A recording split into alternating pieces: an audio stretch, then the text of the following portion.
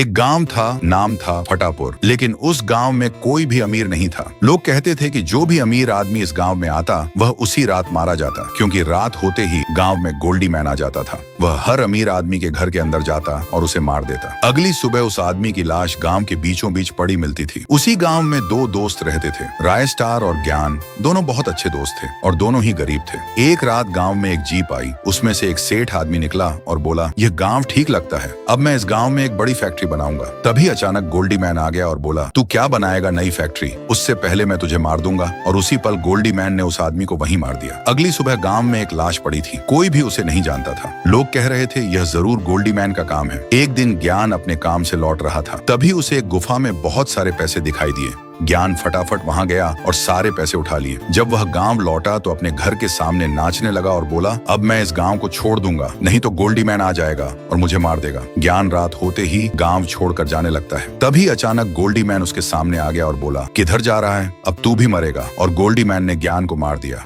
अगली सुबह रायस्टार ने देखा कि ज्ञान कहीं दिखाई नहीं दे रहा। वह बाहर गया तो एक जगह भीड़ लगी हुई थी। रायस्टार वहां पहुंचा और देखा कि ज्ञान मरा हुआ पड़ा है। रायस्टार बोला, ज्ञान तुझे किसने मारा, मुझे पता है तूने ही कोई गलती की होगी। रायस्टार ने ज्ञान का अंतिम संस्कार कर दिया। थोड़ी देर बाद रात हो गई। रायस्टार ने ठान लिया, आज मैं जानकर रहूंगा कि यह गोल्डी मैन आखिर है क्या। जैसे ही रायस्टार बाहर आया, गोल्डी मैन पहले से ही खड़ा था। रायस्टार बोला, तुमने ज्ञान को क्यों मारा? गोल्डी मैन बोला, उसके पास बहुत सारे पैसे थे, उसी की वजह से मेरी मौत हुई। पहले इस गांव का सबसे अमीर आदमी मैं ही हुआ करता था, लेकिन ज्ञान ने एक दिन लालच में आकर मुझे मौत के घाट उतार दिया और मेरा सारा सोना लूटकर भाग गया। तभी से मैंने सोच लिया कि मैं इस गांव में किसी को अमीर नहीं होने दूंगा। ये सुनकर राय स्टार को बहुत गुस्सा आया और फिर राय स्टार ने अपनी जादुई शक्ति से उस आत्मा को खत्म कर